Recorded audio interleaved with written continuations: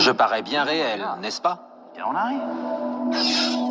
Oui, mais de nouveaux indices surprenants semblent indiquer que tout, vous et moi, et même l'espace, pourrait être en fait une sorte d'hologramme. C'est-à-dire que tout ce que nous voyons et ressentons, tout ce que nous appelons notre réalité tridimensionnelle familière, pourrait être une projection d'informations stockées sur une fine surface bidimensionnelle très lointaine. Un peu comme les informations de cet hologramme sont stockées sur cette fine feuille de plastique. Les hologrammes sont quelque chose que nous connaissons tous.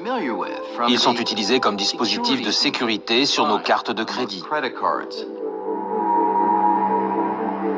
Mais l'univers, un hologramme, c'est sans doute la remise en question la plus incroyable jamais proposée de notre vision de l'espace et de la réalité. Et cette idée s'inspire de certains des objets les plus étranges de l'espace, les trous noirs.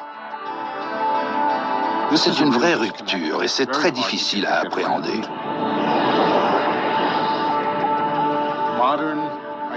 Les données livrées par les trous noirs indiquent que la réalité est bidimensionnelle, que le monde tridimensionnel est une sorte d'image d'un hologramme situé à la frontière de l'espace. C'est très étrange. Plus jeune, j'aurais pensé que seul un fou pouvait émettre pareille idée. Voici comment on peut se représenter la chose. Imaginez que je prenne mon portefeuille et que je le lance dans un trou noir. Que se passerait-il? Avant, on pensait que puisque rien, même la lumière, ne peut échapper à la gravité d'un trou noir, mon portefeuille serait perdu à jamais.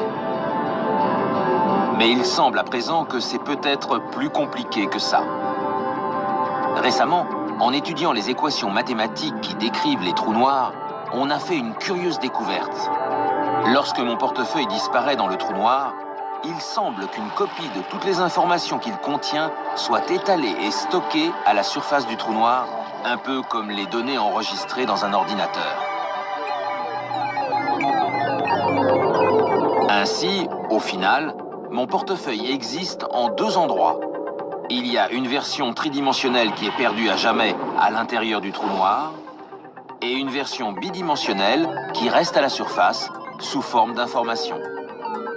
Le contenu informationnel, tout ce qui est tombé dans le trou noir, peut être intégralement exprimé sur la surface extérieure du trou noir.